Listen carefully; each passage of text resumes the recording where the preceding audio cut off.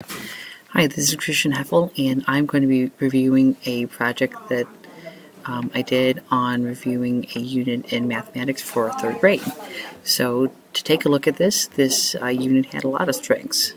So there were a lot of learning goals present, as well as targets for each of the days of learning. However, using UDL as a framework, the summary, the goals present in this unit were only applicable for the general population. So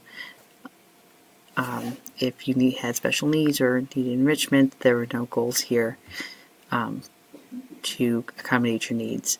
And while there are passing references to assessments, and you can see there's a checkpoint 1, checkpoint 2, which are formative assessments, as well as a test, which is the summative assessment.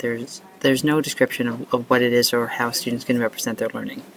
So, in order to make this unit better fit the Universal Design for Learning framework, I made some adjustments present here.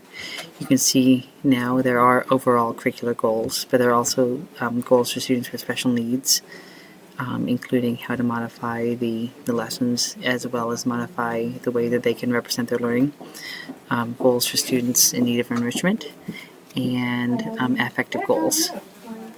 So there's also a space for assessments that gives information on what's going to be assessed, which is really important according to the framework, as well as modifications so that students can represent their learning in different ways. This is true also for the summative assessment. So throughout this process, it really helped me better understand how a unit plan can be designed to meet the needs of all learners.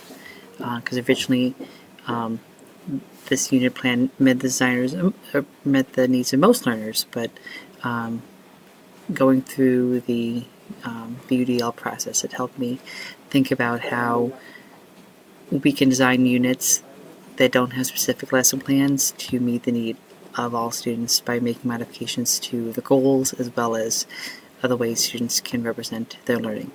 And also, it made me consider the affective needs for students. So let me go to the affective goals, because I think we all know in mathematics there's a lot of anxiety that goes in and that goes into that a lot of students deal with, as well as some skills that students need. So it made me consider those affective needs beyond just the curricular needs. And so going forward, as a teacher, I'm going to be more cognizant of the affective needs of the students, including the curricular needs, and I will also be cognizant of making sure that the plan, unit plan, and lesson plans include modifications for those students who need it. And one thing I forgot to mention was that these curricular goals apply to all students. So it's not as if these goals for students with special needs or enrichment are different or have different overall goals. These goals apply to all children. So that's another thing that I'm going to keep in mind, that overall curricular goals should apply to all students, but some students need additional supports or enrichment, as may be the case. So that's another thing I learned, or learned to be mindful of, that all students should meet these goals, but they may need different means to represent those goals, to learn the goals, or to and may need assistance effectively.